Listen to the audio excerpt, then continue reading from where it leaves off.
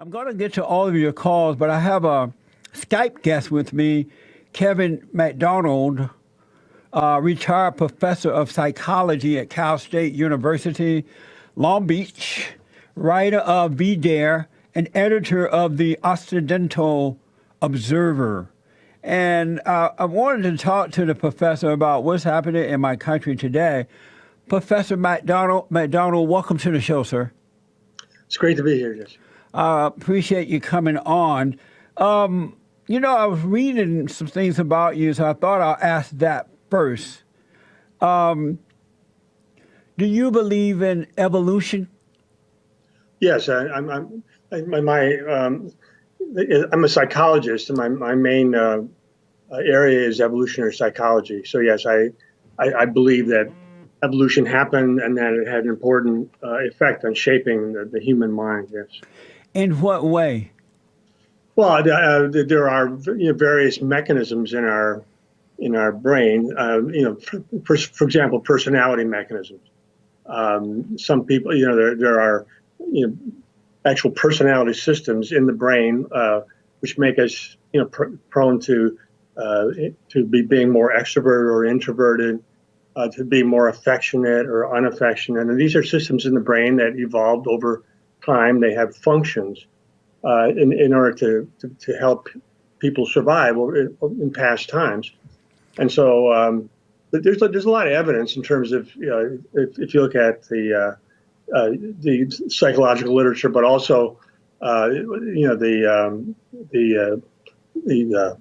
biological literature, behavior genetics and so on, that these systems exist. They also exist in animals for similar reasons. Some chimpanzees are more extroverted than others. Some are more introverted. Some are more sort of sociopathic than others, and so on. Define evolutionary psychology. Give me a definition of it. I would say evolutionary psychology is a study of brain mechanisms that evolved over time to basically to further survival in the past environments. Again, what evolutionary psychologists have done is try to show how evolution sculpted the mind. I mean, it's not controversial with animals. I mean, I don't think anyone would deny that, say, lions or tigers or whatever have these brain mechanisms that evolved to help them survive.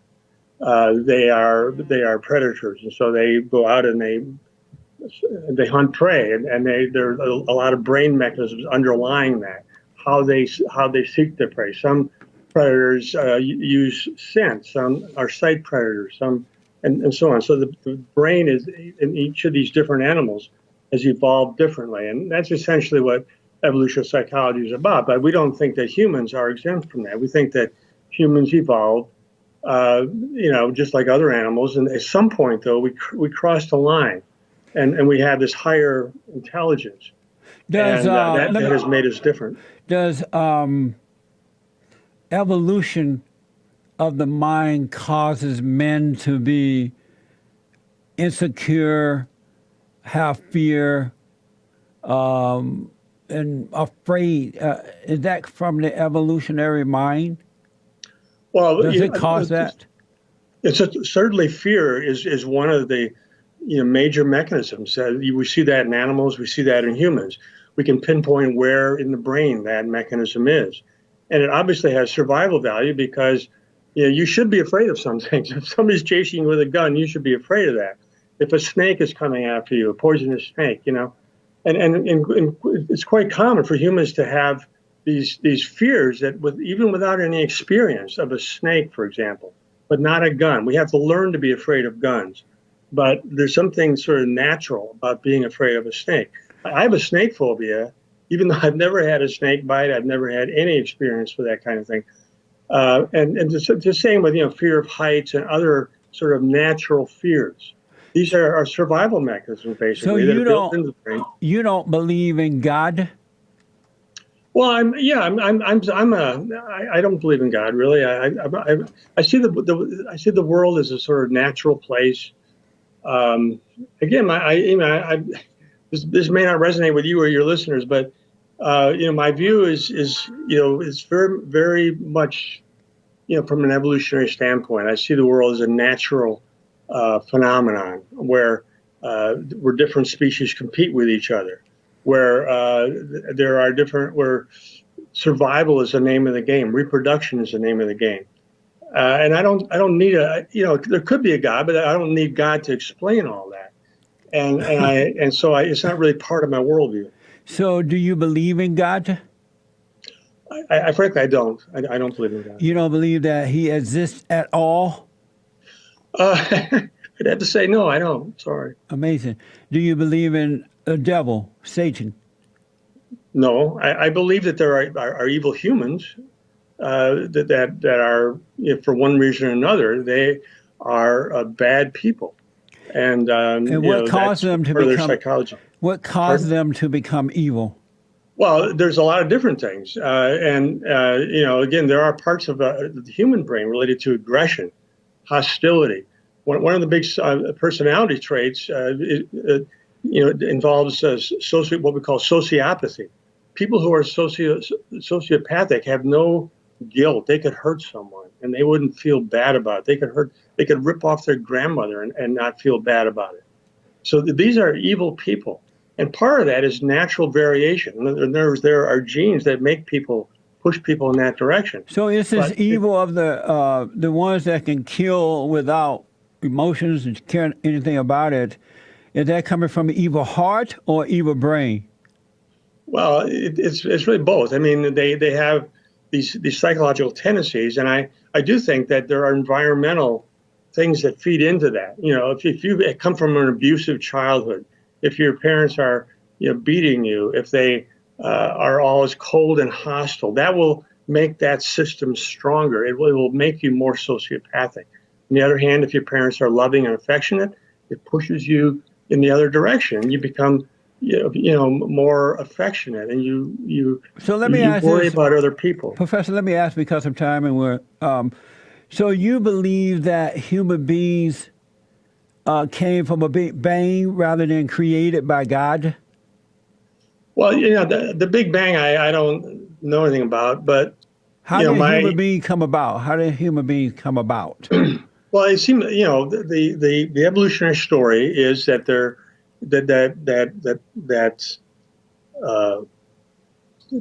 the beginnings were about 5 billion years ago, and one-celled animals, creatures, and so on, gradually building up to what we have now. So this took millions and millions of years. And you believe that? Yeah, I believe that. I mean, why don't we see that happening? Why don't we see that happening now? We have not seen it happen at all. No one has ever witnessed that. If that's true, why haven't someone seen it happen? Well, they can do experiments where they can show that there are actual changes in a species depending on environmental influences. In other words, if a species is put into a different environment, some of those animals will survive and reproduce because they have mutations that make them be able to adapt to that. Others will not. And so that's natural selection. And fundamentally, Darwin's basic principle was natural selection, survival of the fittest.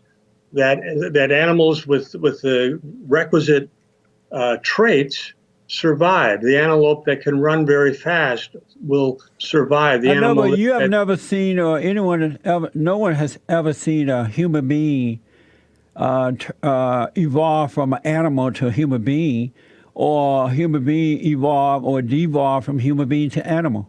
We would have seen that. We should have seen that at some point, but nowhere in history has anyone ever seen that. It's just speculation. Well, no, they have fossil records going back hundreds of thousands of years, and you can see a progression. The brains getting larger in these subhuman primates. Their brains are getting larger. They are approaching humans, and then at some point you really have what we call modern humans, and you have the big brain. But you can easily see. Tell that there's still a missing link? in between of your theory and Darwin theory, something is still missing. And what is that that's missing? Well, again, there's a constant search to find these fossils, and they found a number of hominid fossils, they are called, that approach humans in various ways. They have smaller brains, they're not as big, they're perhaps not upright, they crawl on all fours and so on. But these creatures are extinct, and the fossil record is replete. I mean, there's just thousands of species that didn't make it into the modern world. We see their bones, we see their teeth embedded in the rocks these days. It's so amazing. You can see dinosaurs. It's amazing that you believe this. I'm looking at you, and to me, I'm looking at you. I understand where you're coming from, sort of, but to me, this is just what it absolutely fits with me. To me, this is a coherent theory of life on Earth. But it really doesn't make any sense, though. You're an editor of the Occidental Observer, and it covers white identity, white interests, and the culture of the West. What is white identity? Well, it's just having identity as a white person. Just as it's quite common for people to have identity as a black person or as a Jewish person. There's really no difference. The only difference is that people identifying as a white person has been pathologized in the last 50 years or so. And that's the only identity that people are not supposed to have anymore. Pathologized mean that they can't be white anymore? Yeah, if you do say you're a white person and I'm proud of it or something like that, that's considered a psychiatric issue. There's something wrong with you. You're immoral. You're a bad person.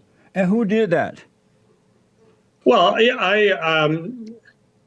I've written a lot, and one of the most well-known book is called The Culture of Critique. I talk about Jewish intellectual movements that collectively pathologize any sense of white identity, particularly the Frankfurt School. The Frankfurt School was a group of Jewish intellectuals. They were very active before World War II and then after World War II. And then this movement had the idea that any sort of ethnocentrism on the part of white people was a sign of psychopathology, that they had bad parent-child relationships and so on. This analysis is never applied to any other group. This is only white people that are said to be have something wrong with them. And why is it applied to whites, though? I'm trying to understand.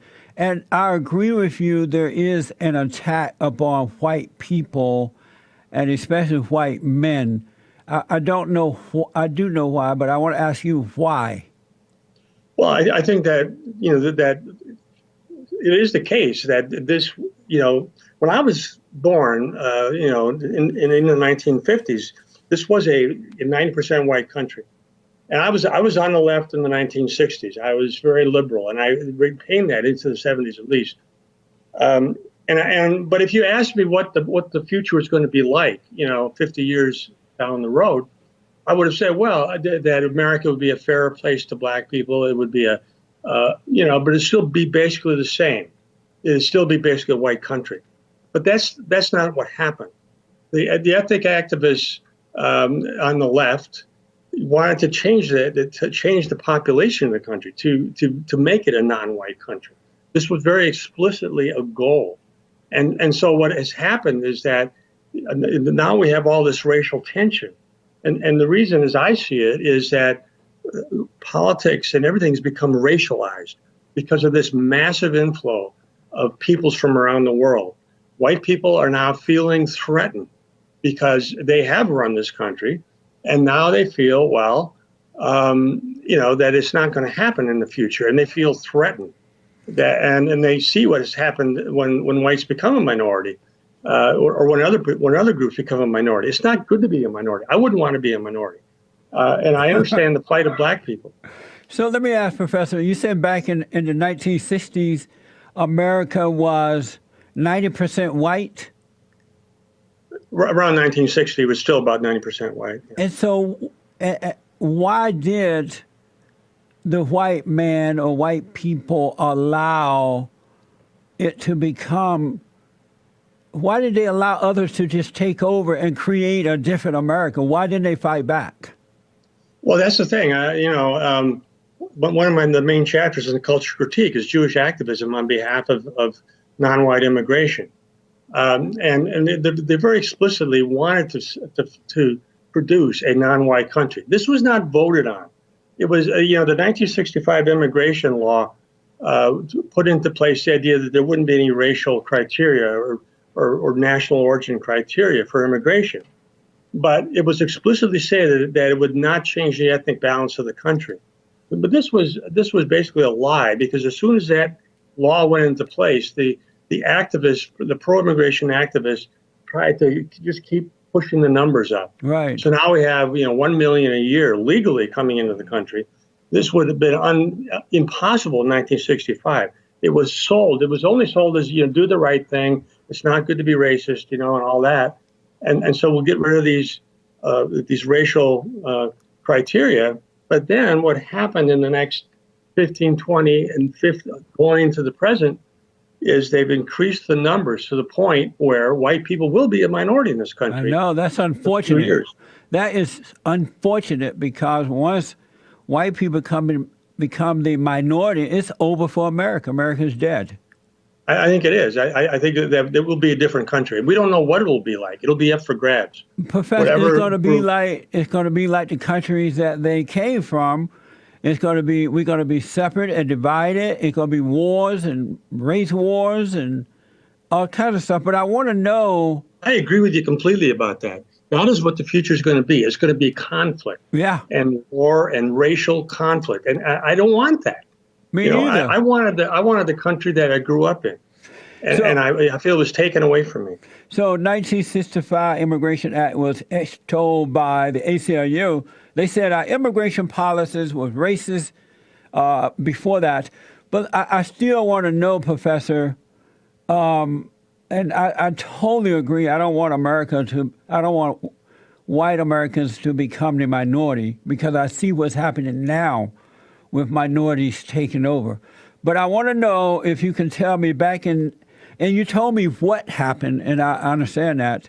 In the 1960s, when white Americans were 90% of the population, which meant that white men were in control of government, law enforcement, and everything.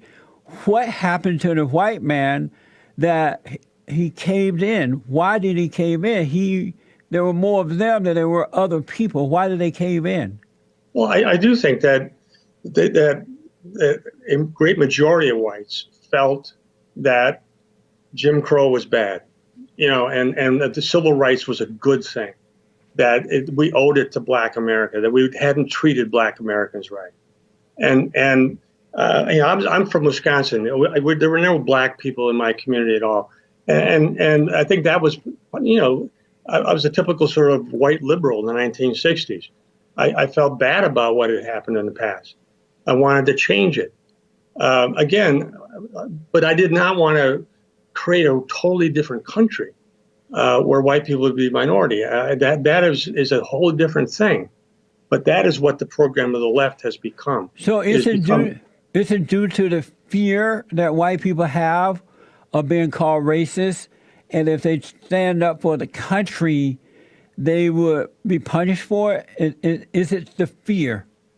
That's exactly right. I mean, being called a racist or an anti-Semite or something is just a horrible, horrible thing for so many people. Why? So it's a very effective tool. Why? Well, it is. White people have been indoctrinated into this, and there's more and more of it. I mean, whether it's TV shows, movies, the school systems, and so on.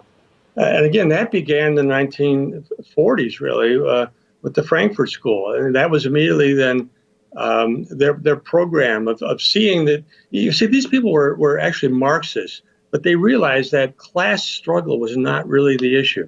It was really racial and ethnic. And so what they wanted to do was to lessen white power. And so they you could see when you quote from the ACLU that before 1965, those laws were racist. The fact is, before 1965, America explicitly wanted to remain a white country. 1924 immigration law, the 1952 immigration law explicitly had national origins from, basically from Western Europe. You couldn't just come here from China or Africa or Right. India. You mentioned the Frankfurt schools, and I've never heard of any of this. This is all new to me. Do you blame the Jews for the condition of white Americans today? Well, I don't want to talk about all Jews, but what I focused on is the activist Jewish community, activist Jewish intellectual movements, and so on. And try to see where the power is, where the money is, where the influence is. Influence in the media, for example, in the academic world. So those are I'm not saying all Jews by any means, but I think the reality is that Jews are a very powerful group in this country. They are. If you look at billionaires, say 35% of billionaires, well, Jews are like 2% of the country. So Jews are overrepresented in all the markers of success and influence in the society, and yet we can't really talk about them. And that's the problem. I mean, back in the 1950s, when the Jews were not really running this country, there were a lot of critiques of the WASP elite. They were seen as stuffy and exclusive, and they kept people out and so on, whatever. But nowadays, you can't talk about this new elite. You can't name them. So you're saying that the Jews who run the media and banks and things like that, they are responsible. But what I don't understand, white Americans discovered and built one of the greatest countries that has ever existed on this side of heaven. And if white Americans did that, and I believe that they did, why would they, what was wrong, what is it that they didn't see, or what was wrong with them that they would allow any other culture to come into the country that they built and overtake the media, overtake the banking, overtake the government, whatever it is? What was wrong with white folks that they allowed that to happen? Why didn't they do it themselves? That is a very difficult question, and I'm writing a book. I'm trying to figure this out. One of the examples that I think you have to think about when you think about white people is Sweden, and you have to understand that white people are individualistic. Sweden now is being completely overrun by third world immigration, and they are. But there's a powerful sense of sort of being part of a moral community. They want to feel they're good people. The assault on white culture and has always been framed as a moral issue, because white people are very prone to that. And so Swedes will not criticize what's going on, even though they see the crime rates rising. Even though projections are that Sweden, the Swedish people who've been in that area and run that area for thousands of years, will be a minority in that area in the foreseeable future. Right. And so what is going on with these people? There's this tragic sense of wanting to be a good person. And, it's pervasive. And you see this so often with white liberals. So are you saying I think I was sort of that way. You were that way? Yeah. I mean, I was like, as I said, I was on the left in the 1960s. And when I started sort of getting away from all that and people started vilifying me, it was very, very difficult. I mean, it's very hard to come to your job and feel everybody hates you, that people won't talk to you anymore, that they think you're an evil person. So let me ask, Professor, you at one point was a liberal. Are you a conservative now? I wouldn't call myself a conservative, but yeah, I'm definitely on the right. And when did you change? When did you change? I started gradually changing. I voted for Reagan in 1980. Then I started writing my books, and then writing my books is what really put me over the edge. Now I'm an identitarian. I think that white people should be able to identify as whites, pursue white interests, because everybody else does. Right. People would never say that Koreans should give up their country, have some massive immigration into Korea, that there's a moral obligation for Koreans to give up their country. Nobody would say that. But with Europe and America, yes. But just because they said, that doesn't mean that whites should have caved into that. But let me They ask, shouldn't have. so did you have this change? Did this change take place at Cal State Long Beach? Yes, Oh, yes. okay. And what did you notice? What caused you to say, you know what? I'm on the wrong side of the fence here. I better wake up and be a white man. What happened? Well, really, what it was reading all what- this. I wrote a book called The Culture of Critique, Yeah. and these Jewish intellectual movements, which were interesting and important, but it wasn't until I got to the chapter on immigration that I started getting angry because I felt that the entire Jewish community, the activist community, and the Jewish intellectual movements were all on page that we had to end white America. And that was what just threw me over the edge. I got very angry about that. Oh. I felt my country was being taken away. You know what's interesting? I noticed with the black folks, they're always blaming the whites, the Jews, the Mexicans, the Asian, and they always say that they're the first, they're the greatest, and everybody came from them, and they're kings and queens. And so I ask, if that's true, what happened to you that you allow others to take over? And every white person I've asked so far, because I do agree with white Americans that they have allowed the minorities to take over their country, but no white person has been able to tell me what was wrong with them that they allowed that to happen. You just told me, and I didn't know this, to be honest, that in the 1960s, 90% of this country was white. And That's so right. it sounds like Right. you're saying that white people wanted to be nice, which created a weak personality, and in that weakness, they were taken over. Yeah, man, it's really a matter, I think, of wanting to be a good person, wanting to be part of what I call a moral community, and as I say, a personal experience of what it's like, because I was always wanted to be a good person. So Does that mean you have to be weak? well, that's the thing. It's become that, isn't it? If you buy into that, you're going to have to just accept that your country's going to be taken away and hope for the best. Hope for the best for your children. But Professor, morality is not weakness. You got to go and believe in God so you can develop some strength. Yeah. Well, I think I see what I'm doing as a moral imperative now. Okay, Professor, I have only 2 questions. I need short answers so we can get some calls in here. Okay. One is real short. What's your impression of Donald Trump, President Trump? Well, it's mixed and kind of difficult. I mean, I was very happy when he's elected. I think he's trying to do some very good things. He's slashing legal immigration, for example. But this unprecedented hostility towards him, the media and the left and all that, it's just creating an impossible situation.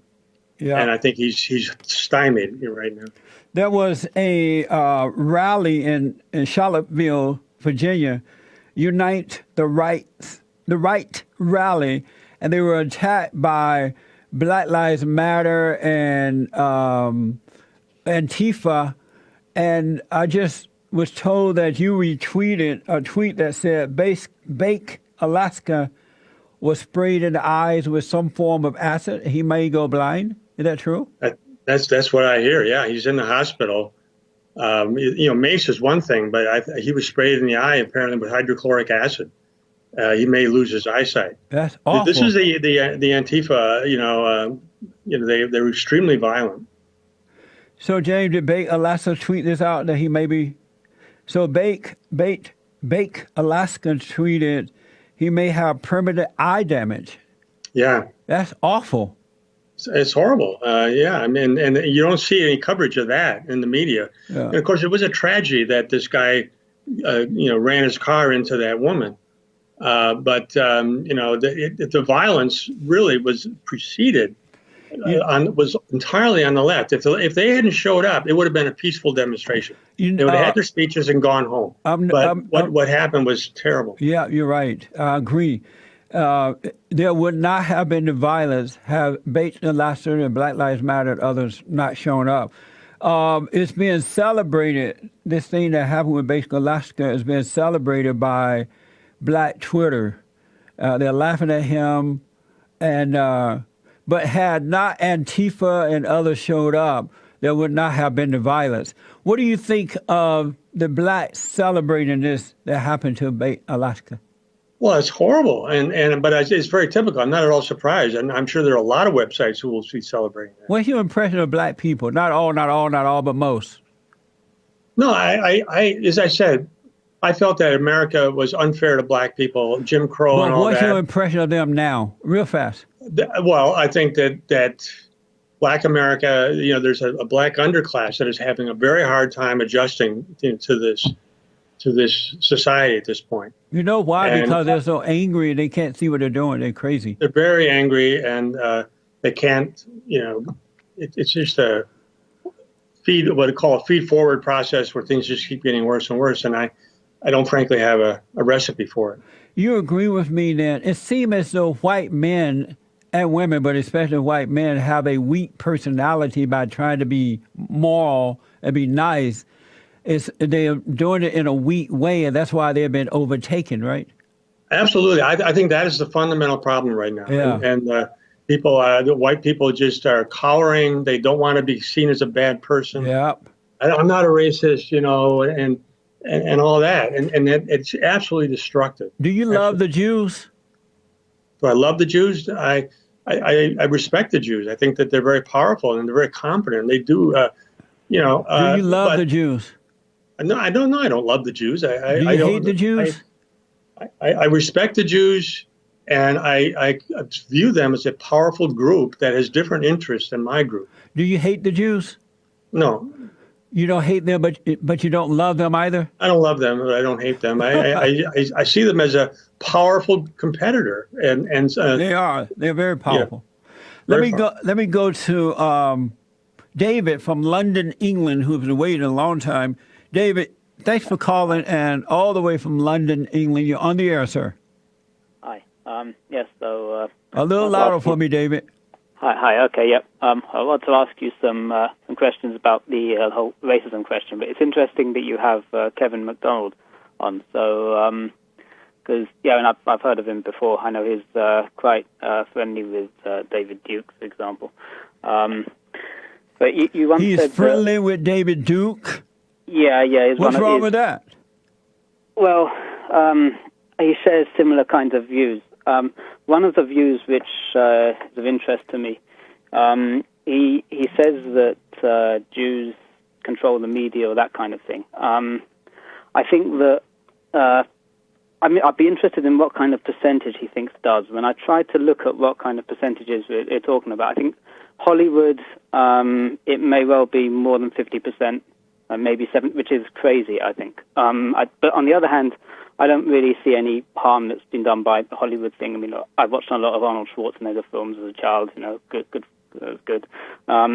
But in terms of the news media, I don't think anybody can really say Jews control the news media, even the mainstream media, even the mainstream news media. Because I don't think it's more than 50%. If you can't control, you can't have a minority. If the people who control the media, most of them are not Jewish, then how can anybody say that if the majority of the news media is controlled by non-Jews? David, I think he has a question. You understand the question? Yeah. Are you talking about ownership of the media or what? Because when it comes to ownership, there's pretty much the only corporation, the big media corporation that's not Jewish owned is Fox, which is Rupert Murdoch. That's an important corporation, obviously. And some people, have convincingly shown that he may have some Jewish ancestry himself. But the point is that when it comes to ownership, it's way more than 50% of the big media. Talk about the New York Times and the cable, the big CNN, MSNBC, because that's owned by the Roberts family, NBC. So, I mean, historically, it's been pervasive. You look at, CBS, NBC, and ABC were all Jewish owned when I was growing up. What is the solution for white folks to overcome all this? Well, that's what we're trying to do at Ashland Observer. We're trying to, make white people feel comfortable identifying as white. for opposing immigration because of the effects on the demographics of the country, that sort of thing. That's what we're trying to do. It's just a matter of reshaping people's thinking. I mean, if you look at white people 100 years ago, they thought very differently. This is a cultural shift brought about because of the media and the educational system and so on have really changed people's attitudes. Do you blame the whites for allowing this to happen, or you blame someone else? Well, I think it's both things. I think white people have a weakness for this. Yes. And that we talked about, that this sense of wanting to be a moral person, doing the right thing, being idealistic. It's part of individualism, really. But morality is not a weakness when it comes from God. If it's not coming from God, it is a weakness. I'm sorry. Let me go back to David. David, do you accept what the professor said when he gave examples of media and other things that the Jews are controlling? I'd have to check the numbers regarding the news media, because it was a while back since I checked it. I wasn't expecting, I didn't know Kevin MacDonald would have been, otherwise I'd have checked beforehand. But yeah, I'll check out those numbers. I'm wondering regarding, there are a lot of, what he thinks about the fact that there are a lot of, in the new media, say on YouTube, there are a lot of Jews who seem to be on the right or not wild leftists. They're not crazy about supporting immigration. I mean, you've got Ben Shapiro, for example, or Milo, who kind of is half Jewish, or Dave Rubin, or Gad. That's a good question. And other characters as well. And I welcome these Jews. If they're on our side, I welcome them. Yeah. I have several writers of Occidental Observer who are Jewish, because they understand it. So you have liberal Jews and you have conservative Jews who don't even agree. And so it's like with the blacks, you have conservative blacks and and liberal blacks. You have conservative whites and liberal whites. So, David, let me ask you. It's never about all Jews. But I should say that, if you look at the Jewish community in general, you've got Jews on the left, and then you got these neoconservatives. Jewish neoconservatives are liberal when it comes to immigration. You're just fine with white replacement. Professor, let me ask, do you agree with me that it's good versus evil? Well, it is. I see it in moral terms now. David, call me tomorrow. I know you have some questions for me. I got to run. Okay. Professor, thank you for coming on. Thank you. I enjoyed it. I enjoyed it too.